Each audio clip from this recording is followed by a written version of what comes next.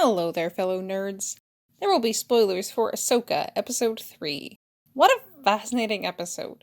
First of all, I know some people aren't going to like this, but I'm intrigued by the implications made about the Force in this episode, or rather, what it takes to wield the Force. The idea that you don't have to be what we'd traditionally call Force sensitive to use it does make a certain amount of sense, given that, as Ahsoka says, the Force flows through all things. Ahsoka believes commitment is the most important part, that anyone can wield it if they're willing to put in even more effort than the average Jedi, and that leads to what might be the coolest lightsaber training sequence in all of Star Wars, certainly one of the most realistic ones.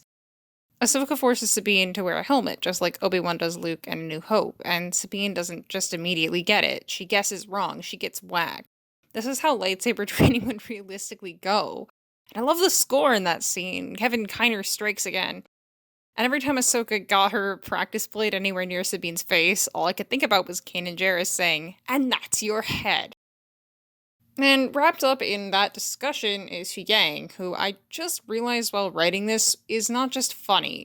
He's perfect as a conversation partner for both Ahsoka and Sabine, given their different but mutually complicated relationship with what it means to be a Jedi. It's not just a fun accident or Clone Wars nostalgia that caused Dave Filoni to pick this particular droid. He's so stuck on Jedi Order protocol and constantly challenges every way the two women attempt to divert from it, which then sparks conversation about Jedi practices that should be central to any Ahsoka-centric story at this point in the timeline, or any story, really. And that leads to his line about her coming from a long line of non-traditional Jedi. Poor Obi-Wan in the middle, just going, "I tried to be a normal Jedi, Master Yoda, I tried." Oh, and circling back a minute to Kanan, we just met his son! I am over the moons of several planets in multiple galaxies right now. I think if there was a competition for the cutest green child in the galaxy, Jason would beat Grogu. I know, fighting words, but I've been waiting for so long to see this kid. Kanan is my favorite Rebels character, and he's dead, so it's about time his child showed up. I love that he calls Sabine Aunt Sabine, and I'm just going to make a prediction right now. Jason says he wants to be a Jedi, and I think now the show has to end with Ezra agreeing to train him. Ahsoka, Sabine, Ezra, and Jason can form their little side order. None of this business of Jason dying at Luke's Jedi Temple or joining the Knights of Ren. The only Ren allowed is Sabine. And I know Chopper is essentially Hera's oldest friend, but the implication that he's the babysitter while Hera does general things is kind of terrifying. If Jason Syndulla does turn out anything like Jason Solo in the old EU, we'll know exactly which influence in his life led to that. The scene right before Jason's introduction was also a good one. Once again, we get to see the New Republic being corrupt and senators acting greedy and lazy, which is kind of off-putting because it's exactly how so many Republic leaders acted in the final days of the Old Republic, and I'm sure Mon Mothma can see parallels there. And we've already seen one of the consequences of having Imperials at every level of the government. But Hera was able to throw some pretty good answers at them. She was actually in the war, she actually fought Thrawn, but they write her off and insist she's just on some personal quest to find Ezra.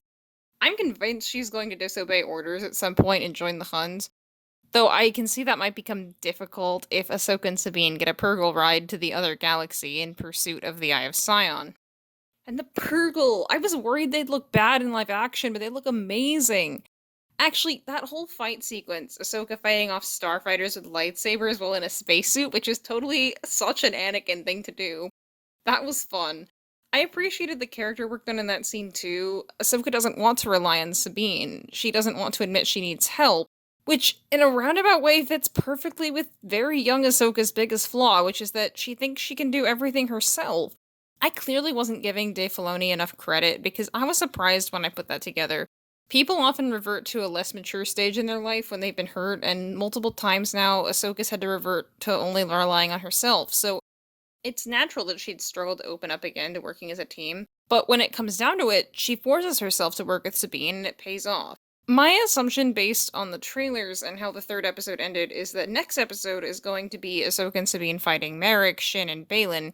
While I was thinking about that while preparing for this review, I realized this could also be when Baylan makes his comment to Ahsoka, "Anakin always spoke highly of you." I assume that'll get us into Ahsoka dealing with her past, but I also wonder if Baylan will mention what happened to Anakin hoping to get under Ahsoka's skin and Sabine hears. Or maybe he outright tells Sabine to unbalance her to make her stop trusting Ahsoka, and I've been assuming Ahsoka hasn't told them who Vader really was. I could be wrong, but Sabine being shocked to find out might cause some conflict between her and Ahsoka, right as they've started working as a team again, which would be good for storytelling if nothing else. And it could also be relevant if Ezra is later revealed to have gone dark. Sabine might be convinced Ezra is redeemable, and if Ahsoka doesn't know yet that Vader came back, she might tell Sabine, well, I tried that, it didn't work. Side note here, I've actually seen people suggest that Merrick is Ezra, which might explain why there's a random Inquisitor just kind of following him around, but I don't think so, even if he is evil now, because wouldn't he still be in the other galaxy with Thrawn? I don't know. I'd like to hear people's thoughts. But who knows whether this is happening before Ahsoka meets Luke and knows about Vader anyway? I have a lot of questions still about timeline. I'd been assuming that this was taking place either concurrently with the end of Mando Season 2 or before, at some point before Book of Boba Fett and Mando Season 3, meaning that the mysterious things Captain Teva notices during Season 3, and which many fans assumed meant Thrawn was back, haven't happened yet, and that would fit if Thrawn's still in this other galaxy somewhere as of the Ahsoka show, unable to return without Morgan Elsbeth's help. And the incidents of Mando Season 3 happen after Ahsoka, and Sabine presumably find Thrawn and find Ezra and bring Ezra back but lose Thrawn. But I'm beginning to think that that's not the case, because if Hera knows Thrawn is back, why is Captain Travis struggling to get anybody in the New Republic to listen? Hera would at least listen, even if she can't get people higher up to help either. But let's remember that Teva also has a connection with Zeb Orrelios, also the Rebels crew. So what I'm wondering at the moment is if the incidents Teva notices are Thrawn influenced somehow, but the Ahsoka show is taking place concurrently or shortly after Mando Season 3, and then at some point after this show, Sabine and Ahsoka have told Hera Thrawn's back, and Zeb knows, and Teva complains to him again about the New Republic's refusal to pay attention to these incidents in the Outer Rim. And Zeb's like, yeah, Thrawn's back, and there are some people who are willing to fight back outside of New Republic jurisdiction. Want to be a rebel again and join us? And I think that could fit, partly because my assumption is that at some point, Hera's gonna get frustrated and pull a Rogue One-style rebellion and take matters into her own hands along with her reunited crew. We know this Republic Mandalorian era is building to a movie Dave Filoni's writing. My guess right now is that that movie will be about the people from all the different shows going rogue and teaming up against Thrawn. So that would mean Ghost Crew, it would mean Din Djarin, Grogu, Bo-Katan and her Mandos. It would mean the Armor and her Mandos. It could mean Boba Fett and Fennec Shand. Obviously Ahsoka. It might even mean Luke Skywalker. Oh, and characters from Skeleton Crew probably. There are connections all across that spectrum. Zev and Taba, Boba Fett knows Din Djarin, Din knows Bo-Katan, who also knows Sabine and Ahsoka, Ahsoka knows Luke. Though, once again, I wonder if she and Luke have met yet. As of the Ahsoka series, that's gonna really frustrate me. I kind of think it can't have happened, but I could be wrong. And I have my pet theory that the armor is Sabine's mother. Hear me out, okay? Sabine has a brother and father in Rebels, but her mother was previously part of Death Watch. And if Justin and Ulrich died in Moff Gideon's Purge and Sabine's off on the Thal, it wouldn't surprise me at all that Ursa would revert to the traditional Mandalorian way. And yeah, Sabine doesn't really need an excuse to show up in Mandalorian. She knows Bo-Katan, she used to have the Darksaber, she has a connection to Captain Teva through Zeb. But wouldn't it be a great moment if she were to show up and ask to see the armor and then says, "Hello, mother"? Or maybe Sabine doesn't even know her mother's alive, and the armor reveals herself when someone sends Sabine to recruit Mandos. I don't know. Anyway, whether the armorer is Ursa Wren or not, I do think everyone's going to end up teaming up and fighting Thrawn in Filoni's movie.